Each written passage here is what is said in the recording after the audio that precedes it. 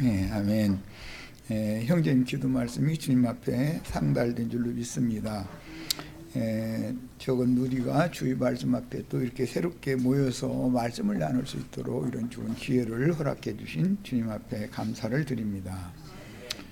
우리는 아담 세계에서 모래먼지만 날리는 저주받은 땅이었는데 이제 주의 은혜의 영이 역사되어져서 땅을 새로 소성시키고 치료하는 말씀이 우리들에게 주어졌고, 좋은 땅에 천국씨가 잘 심어져서 자라고 결실해서 열매 맺어서 주님 앞에 영광이 되는 형제 자매님들의 영혼이 되는 것을 추구하는 진리신앙에 우리가 이렇게 입문하게 된 거 감사를 드립니다.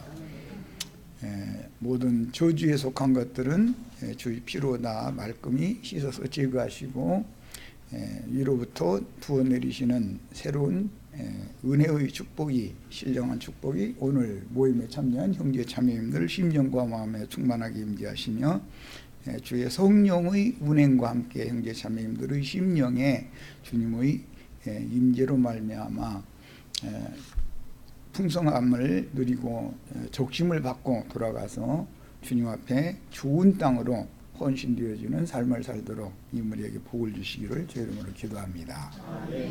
아멘. 아멘.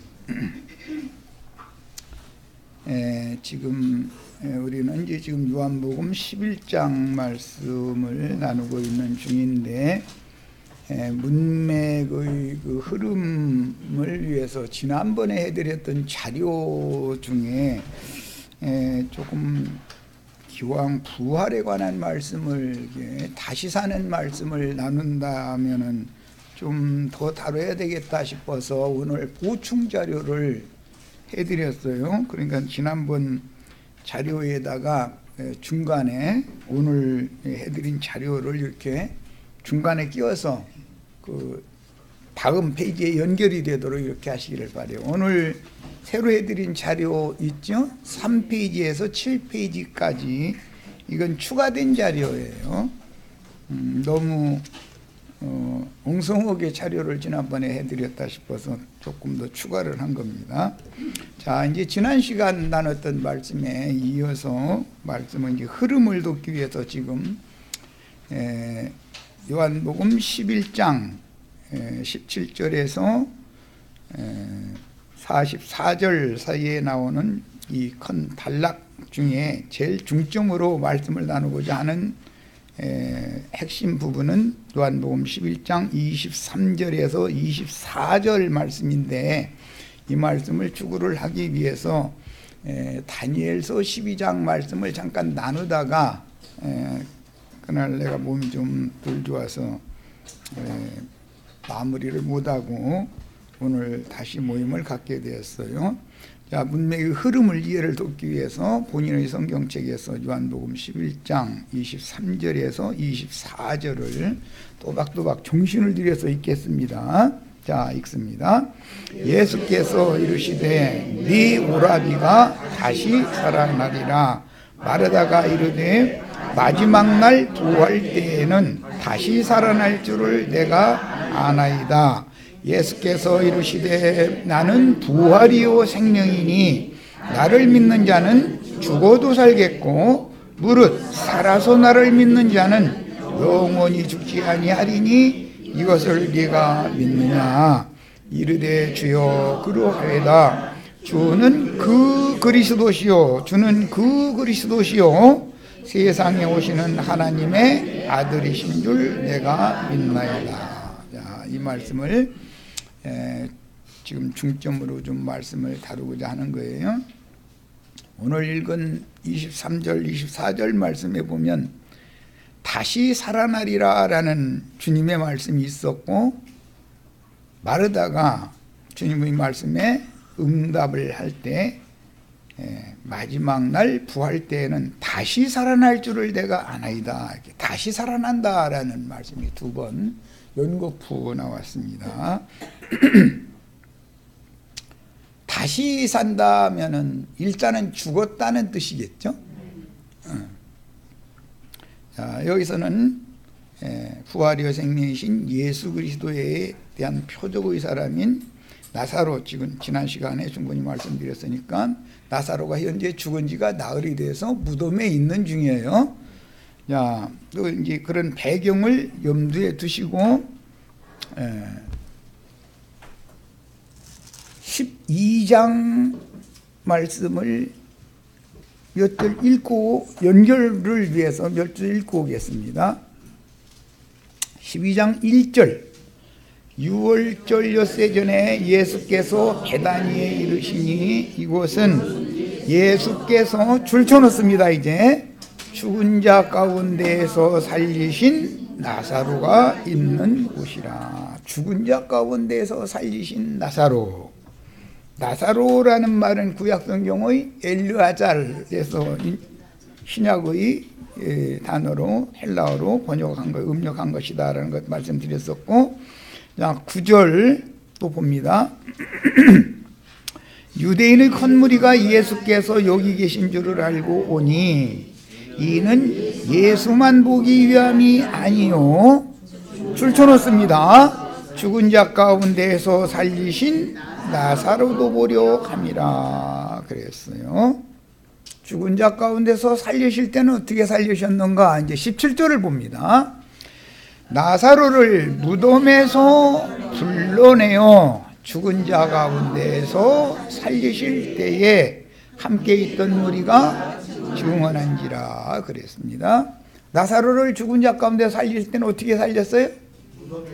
무덤에서 불러내셨어요. 11장에도 그 말씀이 나오죠. 나사로야 나오라 부르시니 수건을 얼굴을 동인 채로 나왔다. 불러내셨어요.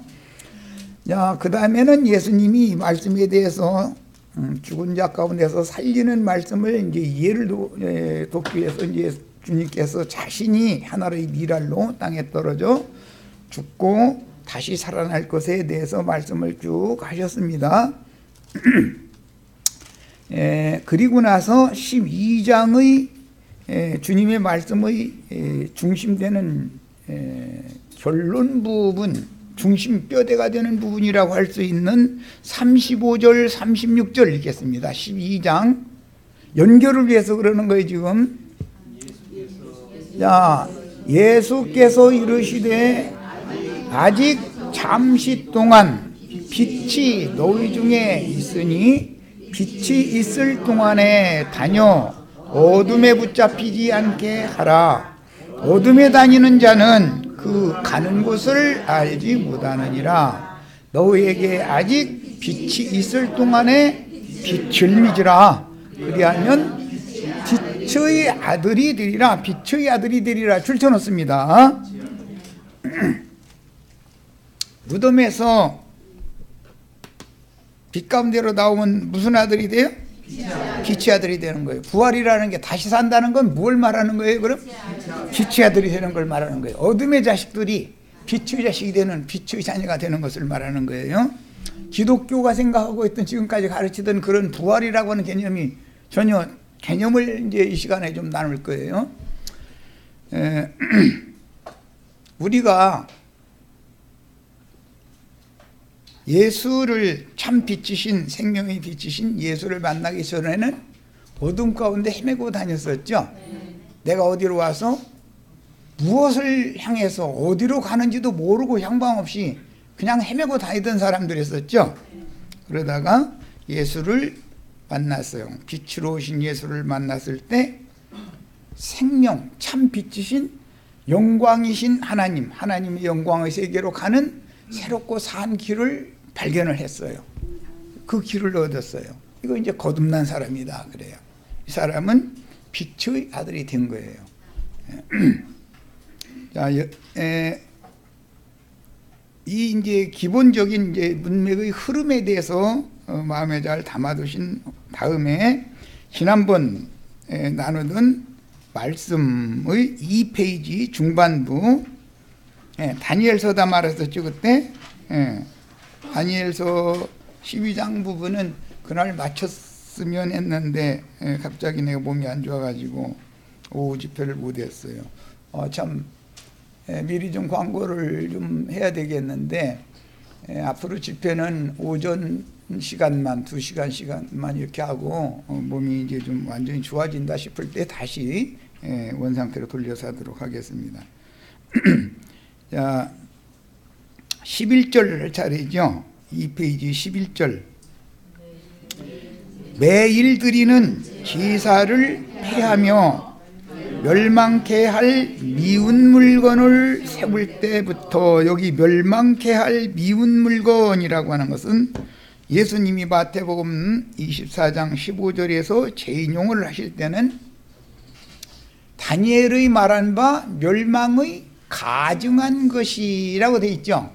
가증한 것이라고 했어요. 미운 물건이라는 말은 무슨 뜻이에요? 가증한 것이다. 멸망이 가증한 것이다. 1290일을 지낼 것이요, 기다려서 1335일까지 이르는 그 사람은 복이 있으리라. 이게 다니엘서에 나온 예언입니다. 이 예언의 말씀은 앞에 이미 다니엘 9장 27절에 한번 나왔었고 11장 31절에 또 한번 나왔었죠.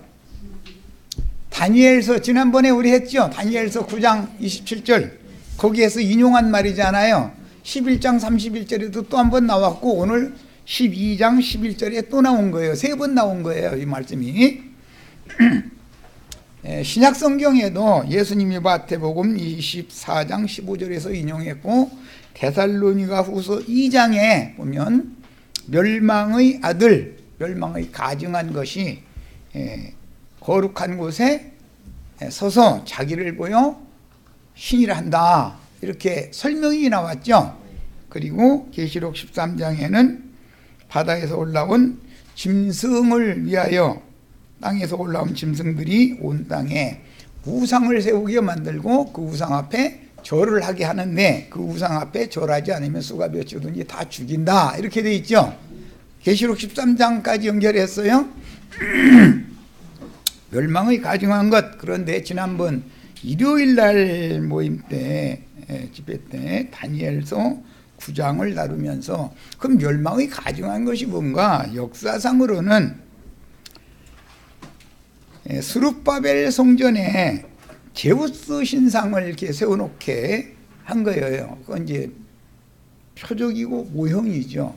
그런데 그 실제는 영적 적용을 한 것은 하스몬 왕가가 자칭 사제이면서 왕이 되어져 가지고 이스라엘 예수 그리스도께서 오시기 전까지 대사제 왕 선지자 노릇을 하스몬가가 몇 대에 걸쳐 한 1세기 100여 년 했었었다. 그런데 그것이 사실은 하나님의 눈으로 볼 때는 이방신상 우상이 거룩한 곳에 세워진 것이다. 그 하스몬가의 대를 이어서 로마에 의해서 헤롯 왕가가 세워졌을 때 예수님이 세상에 오셨었죠. 유대인의 왕은 헤롯이 아니라 예수님인 거예요. 하스몬가의 왕족들이 아니고 예수님인 거예요. 엊그제 마침 우리 기령제님이 다니엘이 무슨 지파 사람인지 아느냐 거기에 농담하느라고 하셨는데, 다니엘이 무슨 지파 사람이에요? 유다 지파 사람이죠. 그 정도는 아셔야지. 다니엘은 유다 지파 사람이고 왕족 중 한 사람이었어요. 근데 성경을 알려면 아주 기초적인 지식은 가지고 있어야 되는 거예요. 또 그게 단지파 사람이에요. 또 이렇게 말하면 홀딱 고지 들으면 안 되잖아요. 다니엘은 단지파다 이래버리면 농담하느라고 한 소리예요. 단지파가 아니라 유다지파의 왕족 중 한 사람이에요. 그건 다니엘 1장 3절에 나오고 1장 6절에 보면 이제 설명이 나왔죠. 왕족과 그 방백들 중에 몇 사람, 뭐 다니엘과 그 친구 다 그 유다 지파 사람들이 왕족 중에서 출연한 사람들이 있었고, 유대 지파에서 나온 사람이다, 이렇게 설명이 되어 있어요. 그러니까 성경을 기본적으로는 알고 있어야 돼. 성경에 글자로 다 그렇게 써 있는데도 다니엘은 무슨 지파 사람입니까? 다니엘은 단지파 사람이요. 그러면 아멘 하면 이게 야단난단 말이죠. 자, 다니엘 예언은 예레미야의 예언과 쌍벽을 이룬다고 할 수가 있는데, 예레미야는 무슨 지파 사람이에요 그럼? 모르겠어요? 예레미야는 예지파 사람 아니에요? 예레미야는 예레미야서 1장 1절에 보면 제사장 아무개의 아들 예레미야라고 되어 있으니까 무슨 지파? 꼭 이렇게까지 일러줘야 한다니 이게 좀 그렇지 않아요? 그래서 예레미야 선지자의 예언은 제사장적인 관점에서 예언을 한 것이고, 다니엘서의 예언은 왕의 관점에서 예언을 한 거예요. 그런데 예레미야도 다니엘도 다 선지자니까 두 사람 다 왕, 제사장, 선지자의 관점으로 하나님의 영감을 받아서 예언을 하신 거예요. 그런데 그 왕, 제사장, 선지자 중의 선지자는 누구? 예수님에 대한 예표의 사람들이었다, 그런 말이야. 성경을 읽을 때는 이런 기본 지식은 가지고 읽으셔야 돼. 이제 좀 부드럽게 하려고 우스갯소리를 좀 한 거예요. 마침 우리 그제 기령제님이 다니엘은 무슨 지파하게 단지파 사람이라고 한다고, 그러니까 다들 아무지도 않고 있어서 내가 뭐라고 대답하나 보려고. 예레미야는 무슨 지파 사람이에요? 그렇죠. 예지파 사람이 아니죠. 네.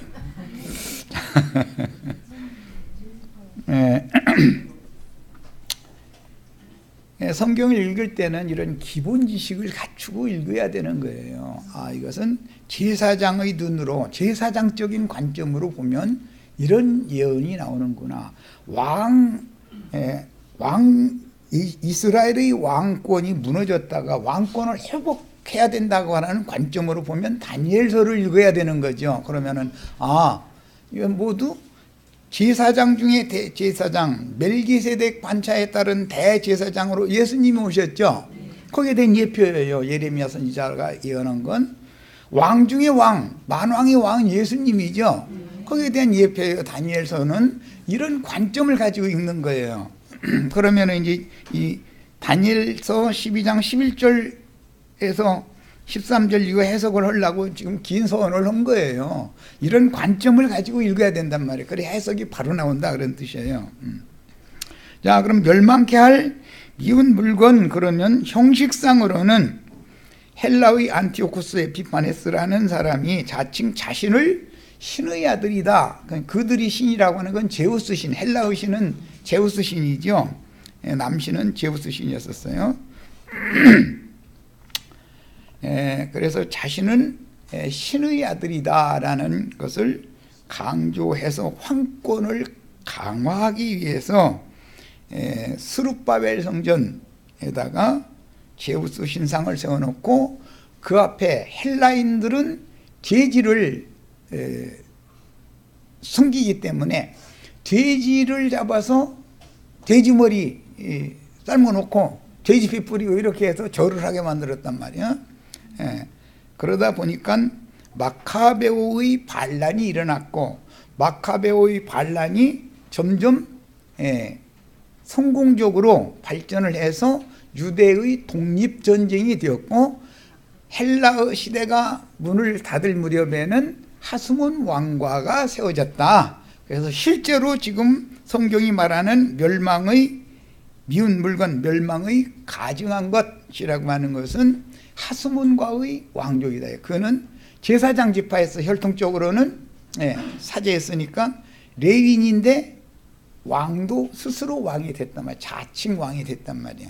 자, 하나님이 보실 때는 하나님의 사람의 손으로 세운 성전에 사람이 그 위에서 자기가 사제라고 하라고 자기가 왕이라고 하는 것은 하나님이 보실 때는 그게 가장 가증한 것이다.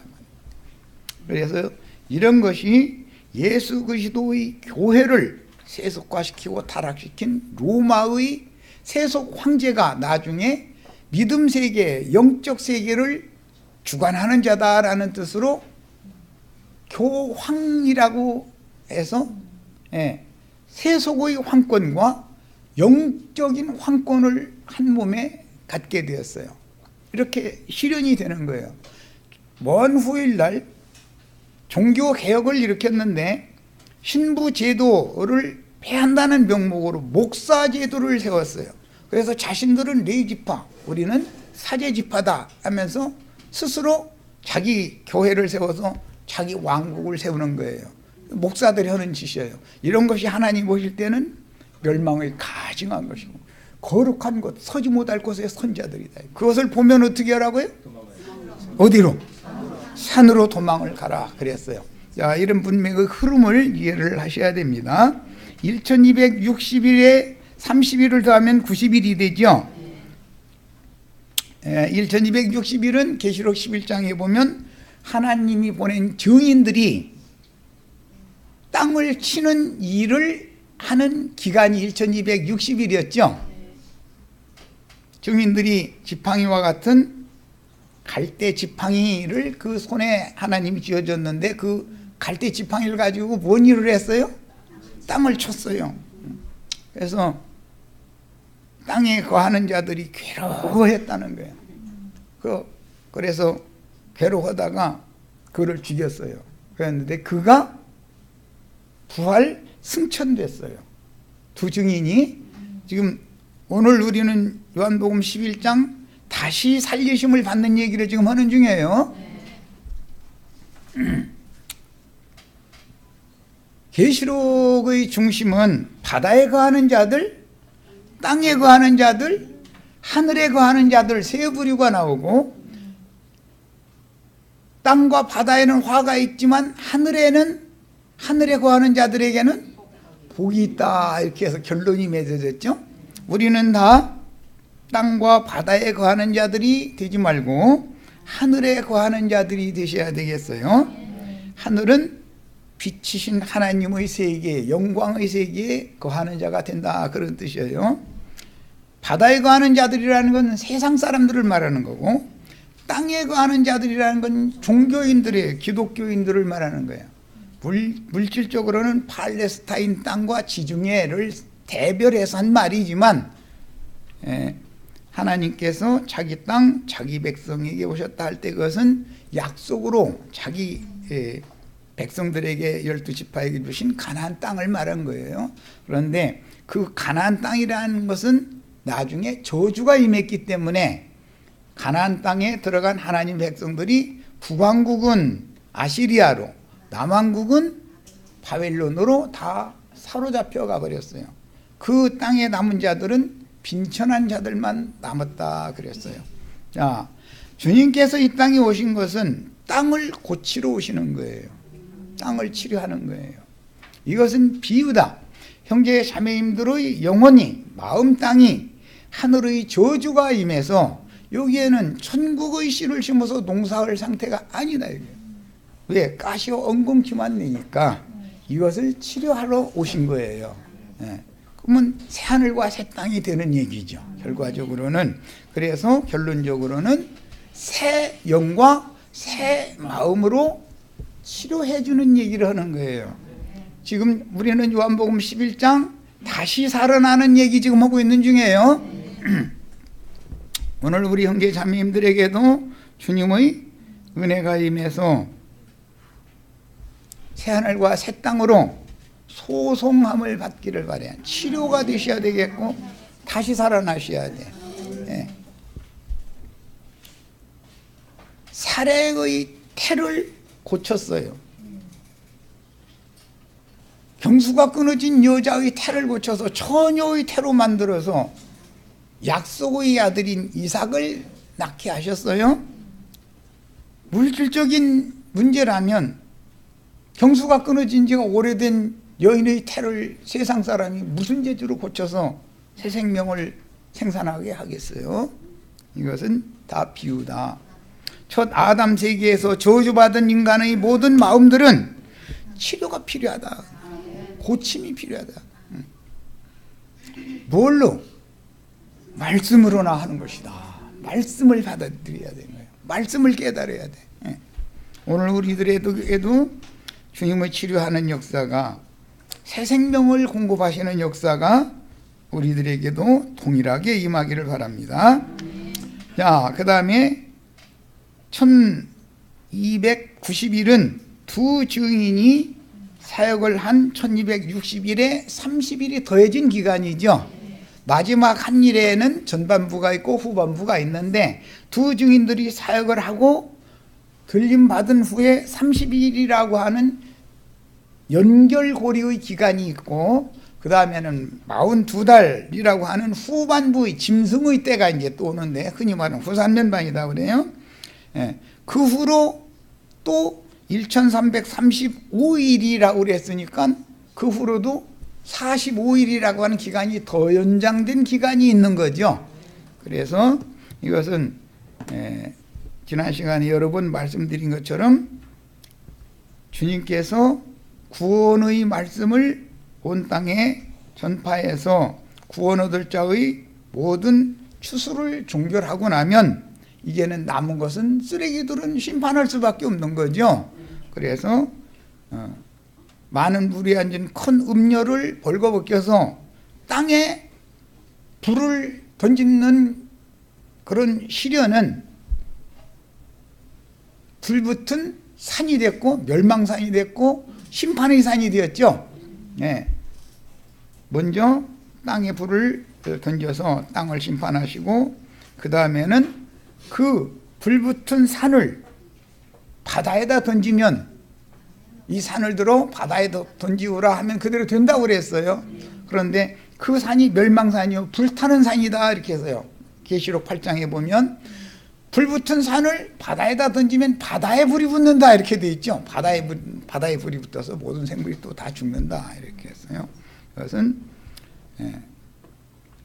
구원의 역사가 끝나면 많은 물이 앉은 큰 음녀의 땅의 왕족들, 세속교계, 바다에 배부리는 자들이요 선장들이요 상고들이다 그랬는데, 그 말은 가나안이라는 용어에서 따오는 말이에요. 구약 성경에는 노아의 아들 함의 아들이 가나안이었죠. 가나안이 저주 중에 저주를 받았죠. 가나안이라는 말의 뜻은 장사하는 자다라는 말이에요. 장사꾼이다라는 말이에요. 오늘날 많은 물이 앉은 큰 음녀의 일곱 머리들, 바다에 배부리는 자들, 상고들이라고 그랬는데 장사꾼들이란 말이에요. 가나안 족속들이다 이거예요. 가나안 족속은 다 멸해야죠. 성당 예배당에 차려가지고 왕노릇하고 맹신자 노릇하는 사람들, 자기 종 삼는 사람들이 다 장사꾼들이죠. 뭘로 장사해 먹어요?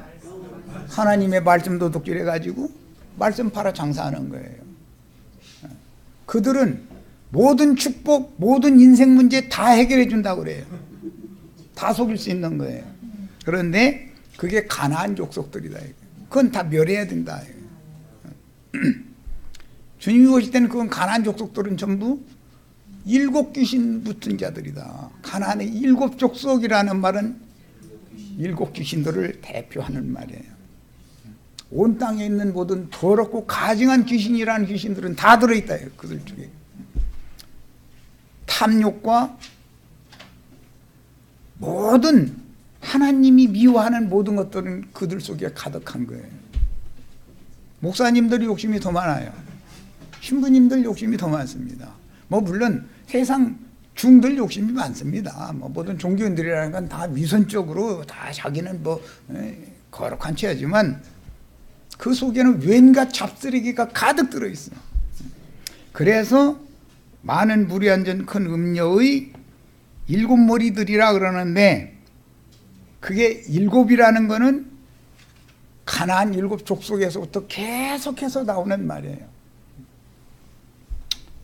땅에 일곱 왕족들이다 그랬어요. 안 믿는 사람들이 아니죠. 땅에 거하는 자들을 왕으로 사는 자들이니까. 그런 사람들이 불로 심판을 받아야 된다 그 말이에요. 그 사람들이 불로 심판받지 않으면 멸망케 할 미운 물건이 심판받지 않으면 주님의 왕국, 메시아의 왕국이 세워질 방법이 없는 거예요. 그래서 그걸 무너뜨려야 되는 거예요. 우상을 무너뜨려야 돼요. 우상세계를 심판해버려야 되는 거예요. 이런 기본 원리를 이해를 하셔야 계시록 17장 18장에 보면 많은 물이 앉은 큰 음녀는 큰 바벨론이다, 큰 음녀다 그랬는데 거기는 귀신들의 처소다 그랬죠.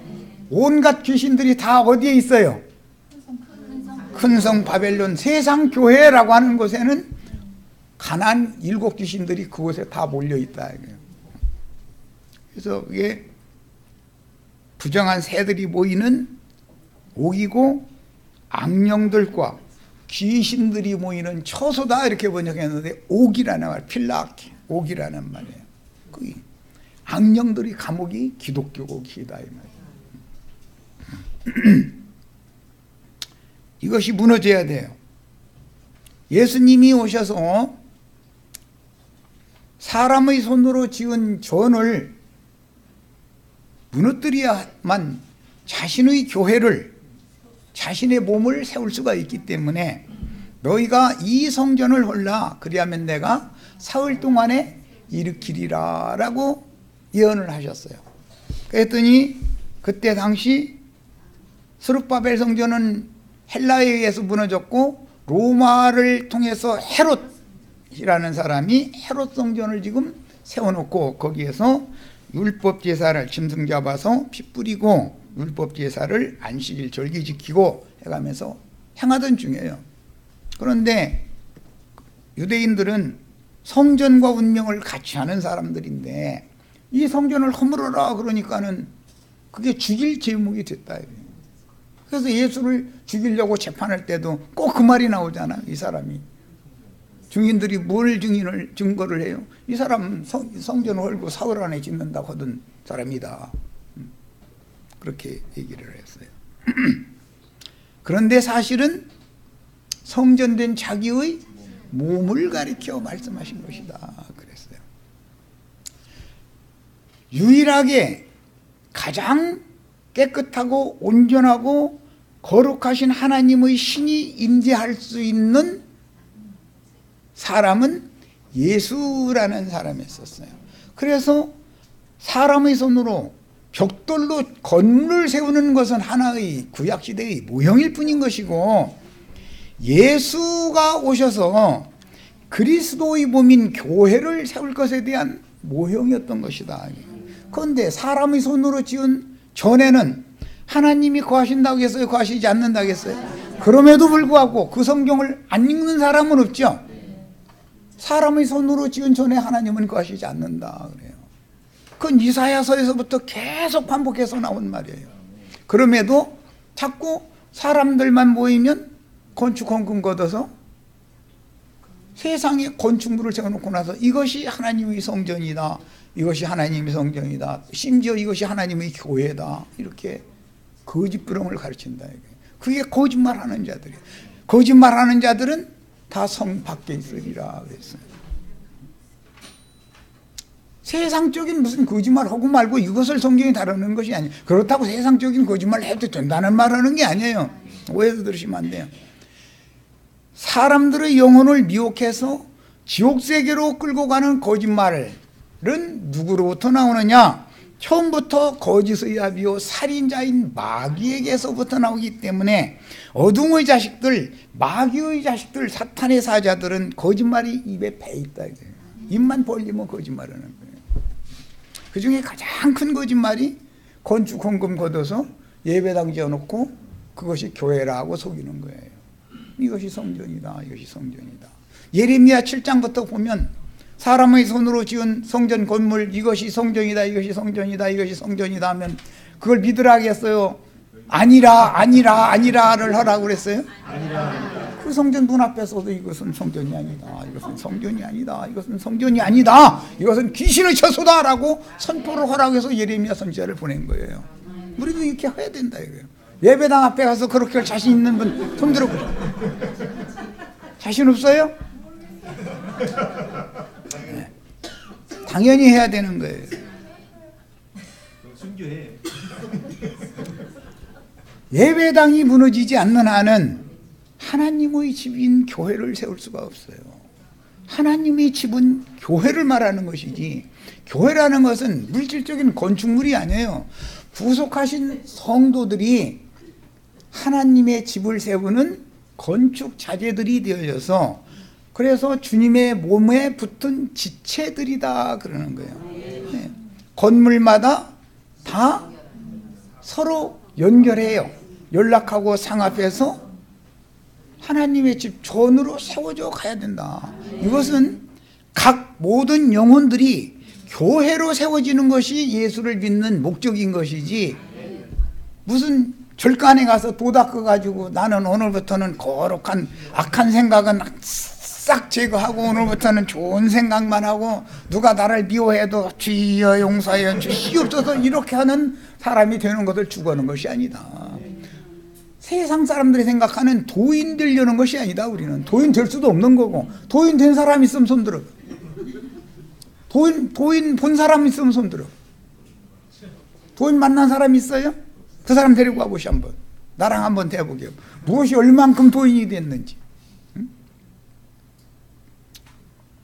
성경이 말하는 구원의 도를, 진리의 도를 너무 단편적으로 보고 그러다 보면 왜곡시키고 변질시켰다.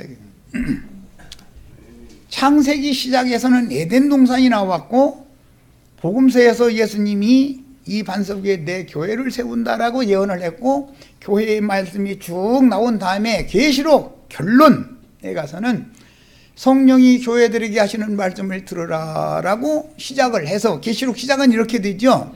계시록의 말미는 나 예수는 교회들을 위하여 내 종들을 보내서 이 모든 것을 증거하게 하였다. 이 계시록 22장까지 마무리 말씀을 지금 한 거예요. 하나님의 뜻은 뭐에 있어요? 교회에 있는 거예요. 교회에 있는 거예요. 이것은 성경의 계시를 본 사람만 이해가 될 수 있는 말이에요.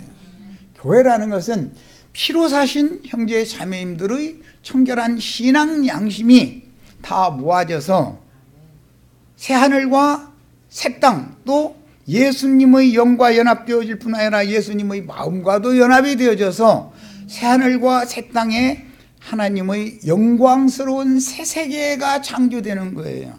교회는 새로운 만유다 그랬어요. 우주다, 이거 새 우주다 이거예요.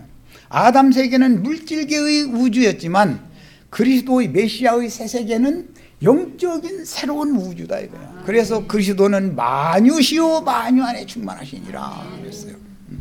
교회는 만유다 이거예요. 교회는 만물 위에 가장 거룩하고 완전한 만유다 이거예요.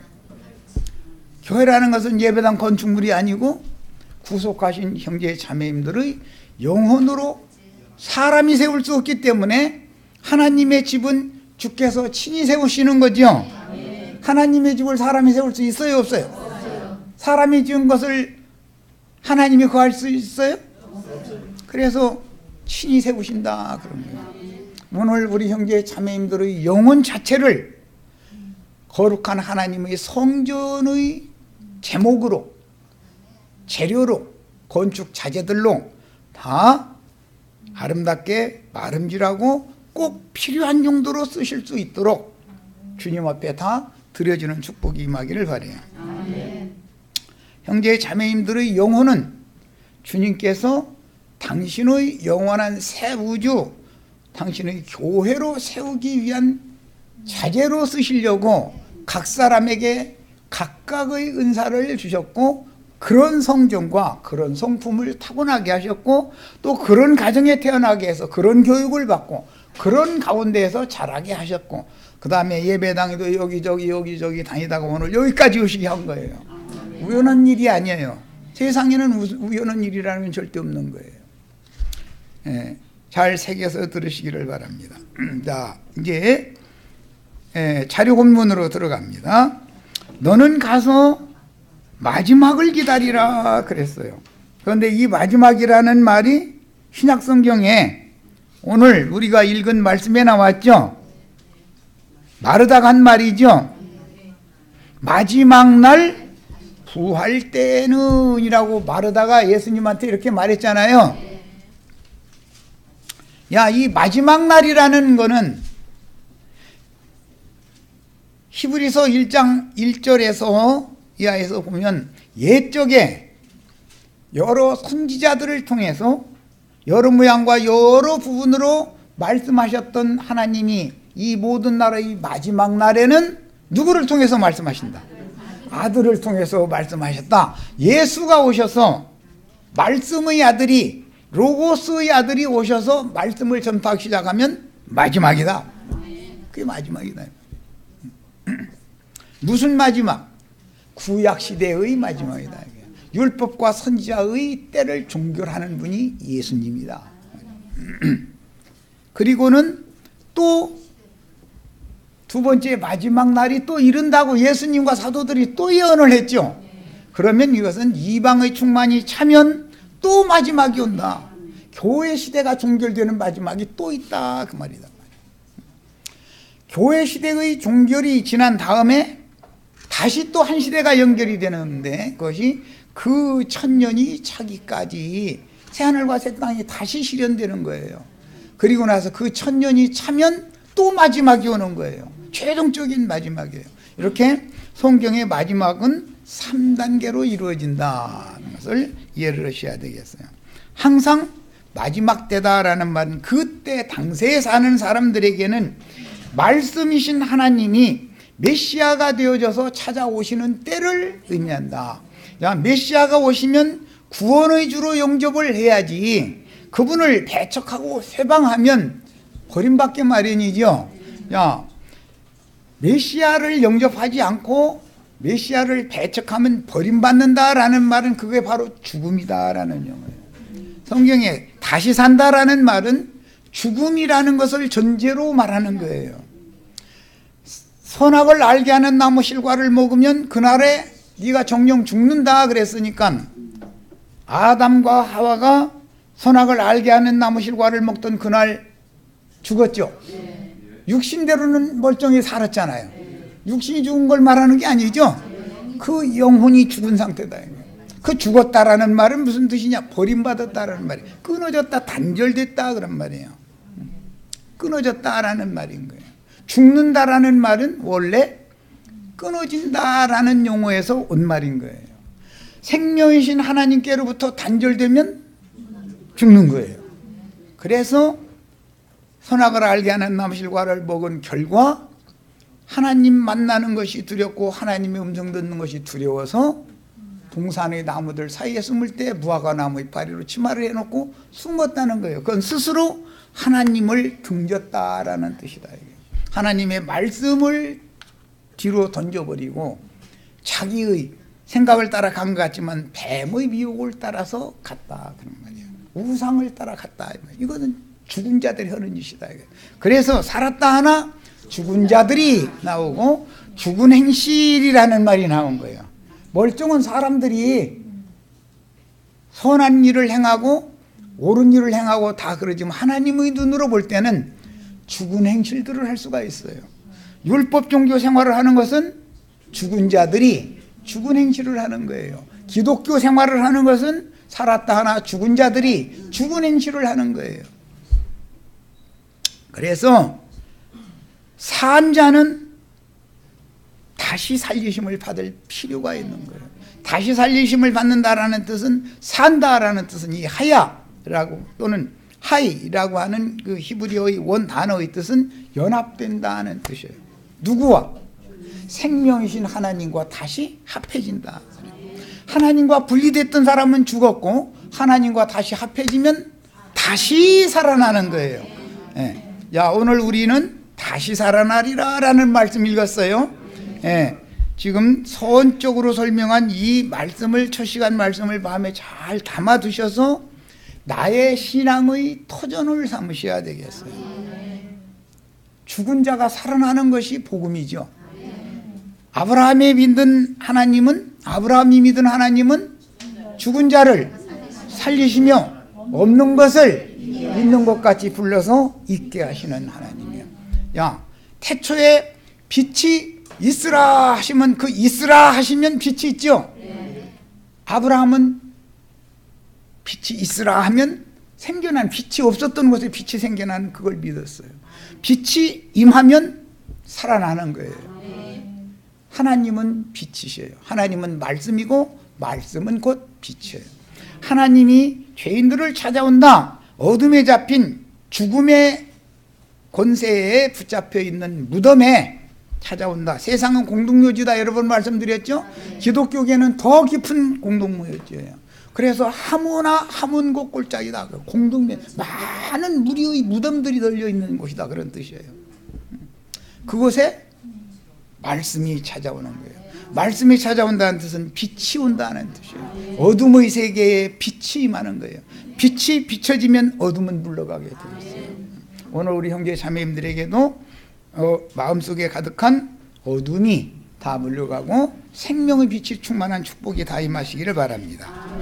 자, 그래서 예언과 같이 부활 때가 임했지만 유대 교인들은 물론 주의 사랑하시는 지자들까지도 예루살렘 성과 성전이 예표하는 인자 예수의 몸이 무너지고 그 영이 세우실 교회가 세워져야 하는데, 이게 제일 중요한 말이에요. 그 때와 기한에 대하여는 깨달음이 없었다. 왜? 구약 성경은 다 일곱인으로 봉함해 두라고 했기 때문에 그 마지막 때와 기한에 관해서는 아무도 아는 자가 없었었다. 누가 알아요? 그럼 예수님이 오셔서 예수님이 선포를 하셔야만 드디어 이게 마지막 때구나. 이 말씀을 들으면 어둠에 잡혀있던 자들이 빛 가운데로 나와서 빛의 자녀가 되어져서 생명을 얻고 소송함을 받는구나 라는 걸 깨닫는단 말이에요. 그 다음에 그 때와 기한에 대하여 신약의 베드로전서 1장 10절로 12절 읽고 이제 마치겠습니다. 구약 성경에 대해서 천사들이 알았어요? 그 때와 기한에 대해서 알았어요? 몰랐어요? 몰랐어요. 선지자들이 알았어요? 몰랐어요? 몰랐어요. 계시는 받았지만 몰랐어요. 그런데 베드로전서 1장 10절로 12절 읽겠습니다.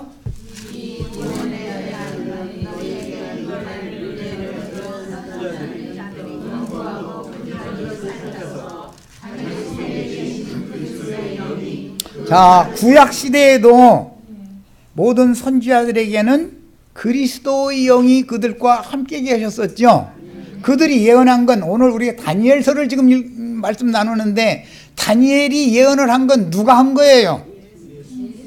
그리스도께서 다니엘 속에 계셔서 다니엘을 통해서 말씀한 거예요. 다니엘이란 사람이 말하는 게 아니에요. 신약의 사도들이 하는 말은 성령이 계시를 해줘서 하는 말인 것이지 인간의 말이 아니에요. 자, 그래서 자기 속에 계신 그리스도의 영이 그 받으실 고난과, 그 받으실 고난이라는 건 예수가 육체로 오셔서 죽을 것을 말하는 거예요. 후에 받으실 영광, 부활로 말미암아 영광스럽게 되셨죠. 미리 증언하여 누구를 또는 어떠한 때를 지시하는지를 상고하니라. 그런데도 구약의 천사들이나 선지자들이 이 때를 몰랐다 이거예요. 오늘 마르다도 마지막 때가 앞으로 올 것이다 라고 지금 믿고 그 얘기하는 중이죠. 그런데 주님은 내가 왔으니까 지금이 그때다, 지금 얘기를 하려는 거죠. 자, 이 섬긴 바가 자기를 위한 것이 아니요 너희를 위한 것이니 뭘로 알게 된다? 계시로 알게 되었으니 이것은 하늘로부터 보내신 성령을 힘입어 복음을 전하는 자들로 이제 너에게 알린 것이요 천사들도 보기를 원하는 것이었다. 신약의 사도들은 계시를 통해서 예수님이 이 땅에 오셔서 말씀을 증언하시는 그때가 율법과 선지자 때를 종결하는 마지막 때였구나라는 걸 깨달았다 이거예요. 그런데 또다시 마지막 때에 대한 예언이 또 나왔으니까 이제 그럼 신약에도 하늘에 있는 천사들도 인자인 예수도 그때는 모른다 그랬죠? 누구만 안다? 아버지만 아시느니라 그랬어요. 자, 그러니까 때와 기한이라는 건 항상 정해져 있는데 어느 때에 대해서는 징조를 보고 알 수 있을 뿐이에요. 짐작할 수 있을 뿐이에요. 왜? 하나님께서는 그 종선지자들에게 말씀을 맡겨서 선포하게 하시지 않고는 어떤 일을 집행하는 일이 없기 때문에 당연히 어떤 종선지자가 보냄을 받아서 무엇을 전하면 그 때라는 징조다. 이때구나. 이런 것을 우리는 징조로 알 수가 있는 거예요. 자, 그 다음에 주님의 예언이 다시 이방인의 때로 이어서 교회 시대의 이방인의 충만함이 차면, 이방의 충만함이 찬다라는 말은 마태복음 24장에서 주님이 말씀을 하실 때 이 천국 복음이 모든 민족에게 증언되기 위하여 증거되어야 하리니 그제야 끝이 오리라 예언을 하셨죠. 그러면 끝이 오는 조건은 뭐죠? 예수님이 증거하기 시작했던 천국 복음이 모든 민족에게 전파된 다음에야 또 한 번 끝이 또 온다 그 얘기죠. 자, 그런데 지금은 예루살렘에서부터 유대와 사마리아와 지금은 땅끝까지 복음이 이르렀죠. 그래서 우리 같은 사람도 복음을 받아들였죠. 그러면 시대의 종결기가 또 임했구나라는 걸 우리는 짐작할 수 있다는 거예요. 네, 첫째 시간 여기까지 해서 마치겠습니다. 잠깐 쉬었다 이어서 합니다.